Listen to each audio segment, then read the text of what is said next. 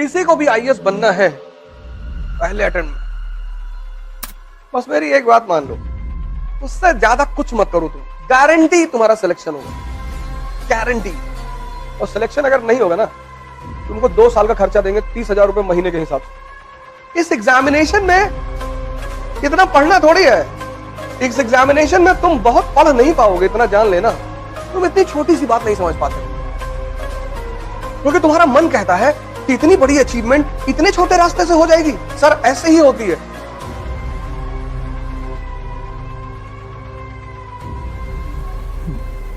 जय हिंद फ्रेंड्स।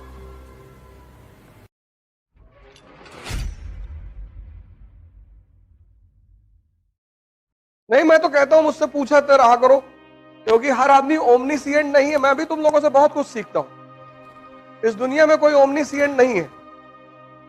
तुम्हारे पास भी दिमाग है, तुम पढ़ते हो, तुम किसी पर्सपेक्टिव से सोचते हो सकता है मैंने उस पर्सपेक्टिव से ना सोचा। तो जब तुम मुझसे सवाल करते हो तो मैं भी तुमसे कभी कभी सीखता हूं।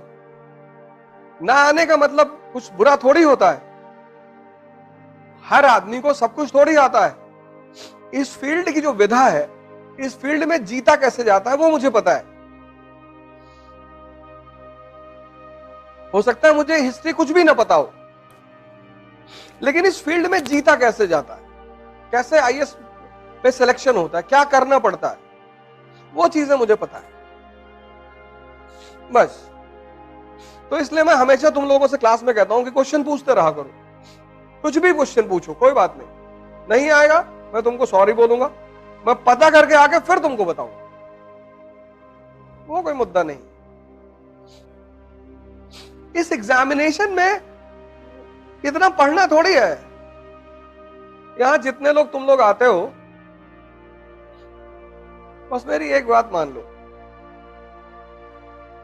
क्लास वर्क और होमवर्क और सिलेक्शन अगर नहीं होगा ना, तुमको 2 साल का खर्चा देंगे 30,000 रुपए महीने के हिसाब से।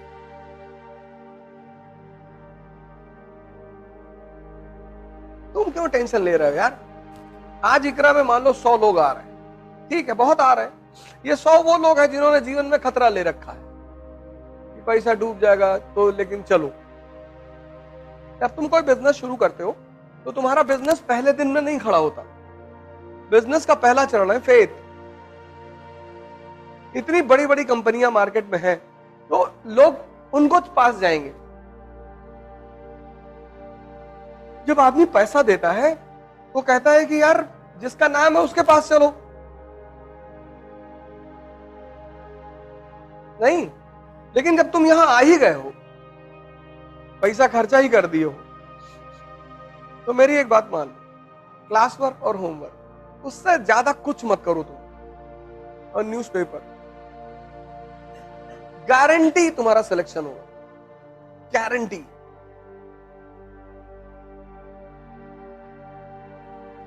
हम अपनी गारंटी ले रहे हैं, अपनी। और आज से प्रयोग नहीं कर रहे हैं। पिछले 15 साल 20 साल पढ़ाते हो क्या? 15 साल से प्रयोग कर रहे हैं, 15।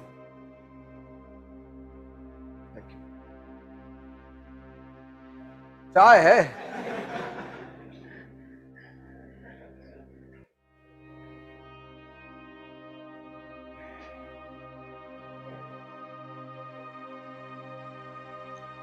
तुम सिर्फ क्लास वर्क, होमवर्क, न्यूज़पेपर कर लो, गारंटी तुम्हारा सिलेक्शन हो। ये हिंदुस्तान में जो 10, 20, 50 लोग मुझे मानते हैं, उसकी वजह यही है। किसी डॉक्टर की जब दवा सूट कर जाती है, तभी तो दोबारा तुम उस डॉक्टर के पास जाते हो। इस एग्जामिनेशन में तुम बहुत पढ़ नहीं पाओगे, इतना जान लेना। हाँ, जब तुम्हारी जो क्लास में इकोनॉमी पढ़ाई गई है वो कंसोलिडेट हो गई, हजम हो गई, उसके बाद जब तुम दत्ता सुंदरम उठाओ, अब तुम सोच के देखो, तुम्हारा नेशनल इनकम चैप्टर क्लियर है, सब पता है तुम। अब तुमने दत्ता सुंदरम की किताब उठाई पढ़ने के लिए, कितना देर लगेगा? 10 मिनट, क्योंकि सब तो समझ में पहले से है। नहीं समझे? समझ गए ना? जैसे मैंने तुम्हें पढ़ाया इंडस्ट्रियल रेवोल्यूशन, तुमने कंसोलिडेट कर लिया, हजम कर लिया, फिर किताब उठाया, कितना देर लगेगा? 10 मिनट। तुम इतनी छोटी सी बात नहीं समझ पाते हो,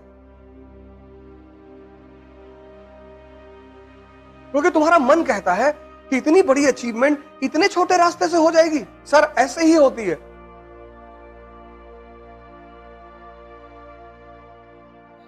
जितनी बड़ी बड़ी अचीवमेंट है उनके छोटे छोटे फॉर्मूले हैं, जितनी छोटी छोटी अचीवमेंट है उनके बड़े बड़े फॉर्मूले हैं। नियम है इस संसार का।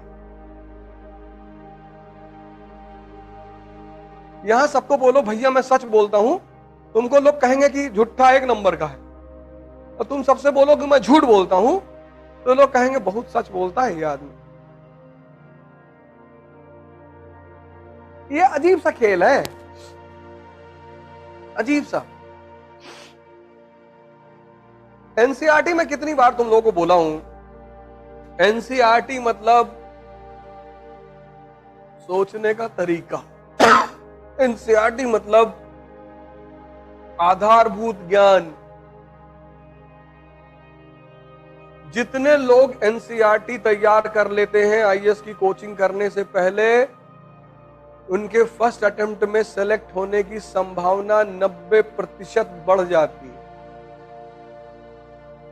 क्योंकि जब तुम्हें पता है कि लोकसभा क्या है, राज्यसभा क्या है, तुम इमेजिन करो तुम पॉलिटी की क्लास में जाके बैठे तो तुमको पता ही नहीं लोकसभा क्या है, तो टीचर जो समझाएगा तुमसे कनेक्ट हो पाएगा? नहीं होगा। लेकिन अगर तुम्हें पता है तो तुम कंसंट्रेट करोगे।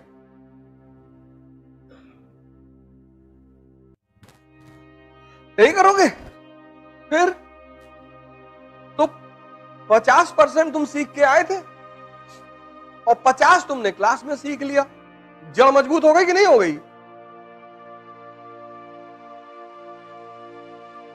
किसी को भी आईएएस बनना है पहले अटेम्प्ट में, वो अपनी एनसीईआरटी पर कमांड बना ले।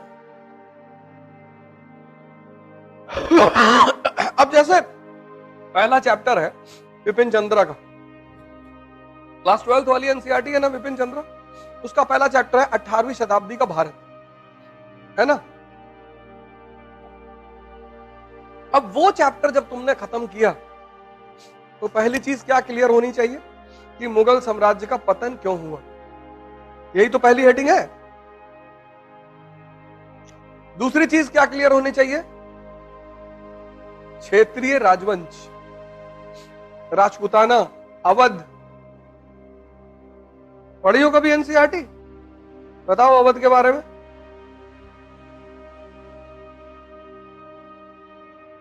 तुमने पढ़ा ही नहीं। बस तुमने पढ़ा किस उद्देश्य से तुमने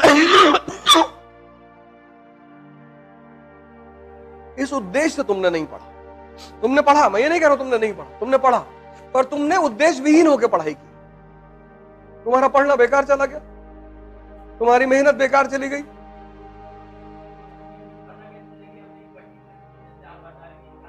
अरे भैया चैप्टर, जैसे जब तुम मनोहर कहानियां पढ़ते हो, सत्य कथा पढ़ते हो, तो उसमें क्या लिखा होता है? उसकी टाइटल होती है, उसी टाइटल से प्रभावित होकर तो पढ़ते हो। नहीं, बंबई की हसीना ने हंगामा मचाया। अब तुम उसमें क्या खोजोगे कि इस हसीना ने हंगामा कैसे मचाया? दो ही चीज तो खोजोगे। किसी भी किताब की जो टाइटल होती है, किसी भी चैप्टर का टाइटल होता है, वो यही तो तुमको बताता है। जब कार्ड शादी का छपवाते हो तो उस पर लिखवाते नहीं हो शुभ विवाह, नहीं तो हर आदमी पूछे ना कि भैया काहे दे रहे हो कार्ड। तो जब कार्ड देते हो तो उस पर लिखा होता शुभ विवाह। कहता अच्छा किसका है? कहता मेरे पापा का। अच्छा अच्छा, अबे दे दिए कार्ड, पढ़ लो किसका है। अब सब इंक्वायरी करोगे। तो कोई भी चैप्टर की जो टाइटल होती है, वो टाइटल ये बताती है कि इस चैप्टर में ये चीज। अब 18वीं शताब्दी का भारत, तो किस किस स्तर पर? राजनीति के स्तर पर, अर्थव्यवस्था के स्तर पे, समाज के स्तर पे, तो पता कर लो। नहीं, बंबई की हसीना ने मचाया हंगामा। तो एक चीज उसमें क्या है? हसीना। दूसरा क्या है? हंगामा। तो अब तुम कहानी पढ़ोगे कि कैसे मचाया भाई, तो वही तो चीज ढूंढोगे। हैं? हंगामे वाले पॉइंट ही तो ढूंढोगे।